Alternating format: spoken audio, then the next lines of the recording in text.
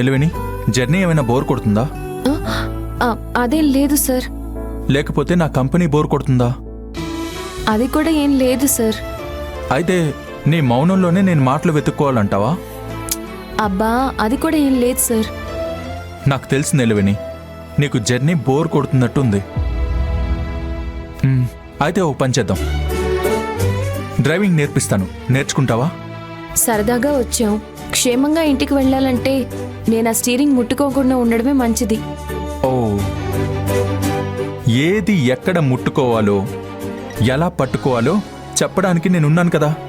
Sir నేను driving చేశానంటే steering ఎటు తిప్పుతానో నాకే తెలియదు సార్. ఆ తిప్పడం గురించి పక్కన పెడితే ఓ 4 నెలల్లో నీకు కూడా కడుపులో తిప్పడం, వాంతులవడం మొదలవుతుందిలే. ఎందుకు? నెల తప్పితే జరిగేదదే కదా. తారక్ సార్, నేను ఒకదాని గురించి ఆలోచిస్తుంటే మీరు ఇంకో దాని గురించి ఆలోచిస్తున్నారేంటి? నువ్వు దేని గురించి ఆలోచిస్తున్నావు? అసలు రాత్రి మన మీద ఎవరు దాడి చేశారు, ఎందుకు దాడి చేశారు, మన మీద అంత పగ ఎవరికి ఉండుంటుంది? Hello hello hello madam madam, ఒక్క నిమిషం ఆగుతారా?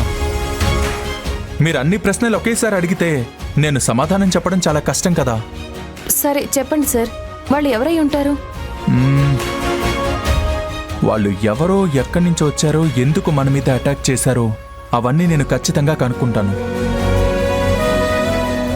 అయినా నువ్వు సరదాగా గడిపిన క్షణాల గురించి గుర్తు చేసుకోకుండా అలాంటి సైకో విషయాలన్నీ గుర్తు పెట్టుకుంటావేంటి? సార్, మనసులో నుంచి ఎంత చెరిపేద్దాం అనుకున్నా జరిగింది అంత త్వరగా చెరిగిపోవడం లేదు సార్. సరే, నేను ఒకటి అడుగుతాను, చెప్తావా? ఏంటి సార్? నీకు పాప కావాలా, బాబు కావాలా?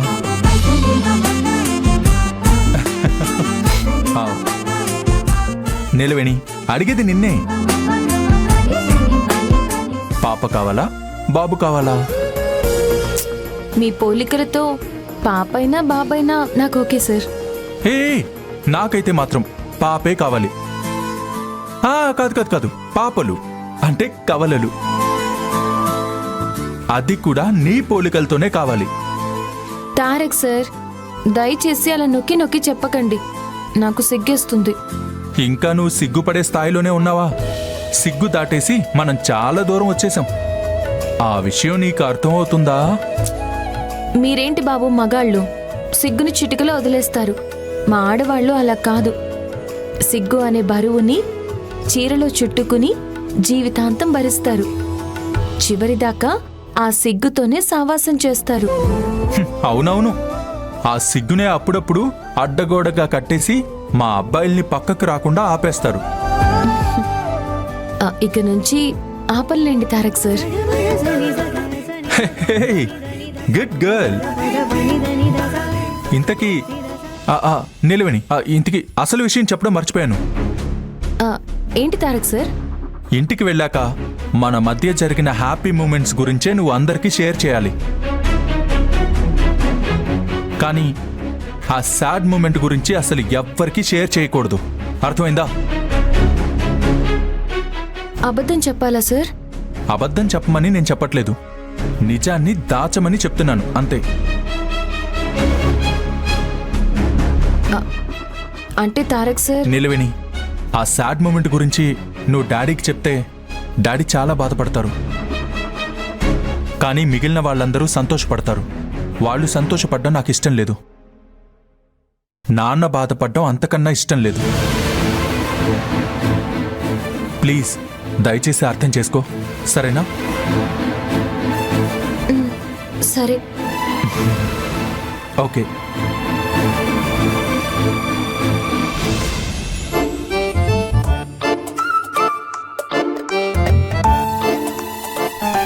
ఇడ్లీలు మీ ప్లేట్లో ఉంటే నా వైపు గుడ్లప్పకి చూస్తున్నారట గారు. గుడ్లు గాడిది గుడ్లు అన్నావంటే నీ నెత్తి మీద గుమ్మడికాయ తెచ్చి పగలు కొడతాను. ఏమనుకున్నావు? నా మీద ఎందుకు అమ్మగారు అంత ఇదొక కోపం? టిఫినా? దీన్ని అసలు ఎవరైనా తింటారా? ఎవరే ఎందుకమ్మా, మీరే తినండి.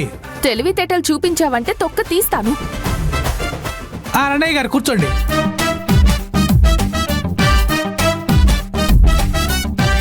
అమ్మ మీకు కూడా ఇడ్లీ పెడతాను, తినండి. నేను కాబట్టి తిట్టేసి ఊరుకున్నాను. వీళ్ళైతేనా నీ గొంతు పట్టుకొని పిసికి పారేస్తారు.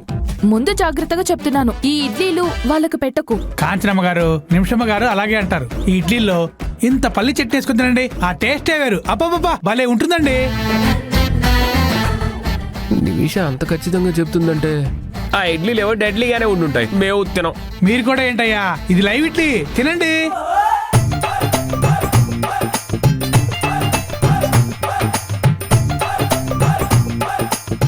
ఏంటి హడావిడి? ఏం జరుగుతుంది? ఈ కుక్కుటేష్ కుకింగ్ కి మా డొక్కలు ఎండిపోతున్నాయి. వీడు వండే వంటలు తినలేకపోతున్నాం, అలాని మా కడుపులు మార్చుకోలేకపోతున్నాం. ఏంటన్నా మాకు టార్చరు? అంతేనమ్మా, ఒక్కోసారి మన చేతిలో ఉన్న విలువైన వస్తువుని పోగొట్టుకున్నప్పుడు మనకి అందుబాటులో ఉన్న వస్తువులతోనే మనం సర్దుకోవాలి. మళ్ళీ మొదలు పెట్టారా మీ కోడలి భజన? ఇందులో భజనే ఉంది కాదంబరి, నిజమే చెప్తున్నాను కదా.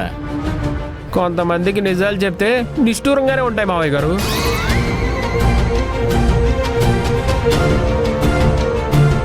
ఆ నీలవేణి ఒక పెద్ద కోహినూరు వజ్రం, దాన్ని మళ్ళీ మేం పోగొట్టుకోవడం.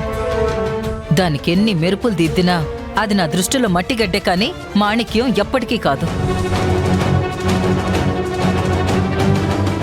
ఆ మట్టి గోడల్లోనే మాణిక్యాలు కూడా ఉంటాయి. ఆ విషయం నువ్వు మర్చిపోతున్నావు. ఆ విషయానికొస్తే రంగురాయిని చూసి రత్నం అనే మీరే భ్రమ పడుతున్నారు. నీలవేణి రత్నమో రాయో అతి త్వరలో మీరే తెలుసుకుంటారు. బాగా చెప్పారయ్య గారు. విలువైన వస్తువుల్ని, విలువైన మనుషుల్ని మన దగ్గర ఉన్నప్పుడు మనం గుర్తించాం. ప్రపంచమంతా గుర్తించిన తర్వాత మాత్రం ఆ వస్తువు నాదే, ఆ మనిషి మావాడే అని చెప్పుకోవటం జనాలకు అలవాటే కదా అయ్య గారు. రై, నువ్వు పప్పులో పోపు ఎంత అయ్యాలో చూసుకో, అంతేకాని ఇలాంటి పిచ్చి పిచ్చి సూక్తులు చెప్పకు.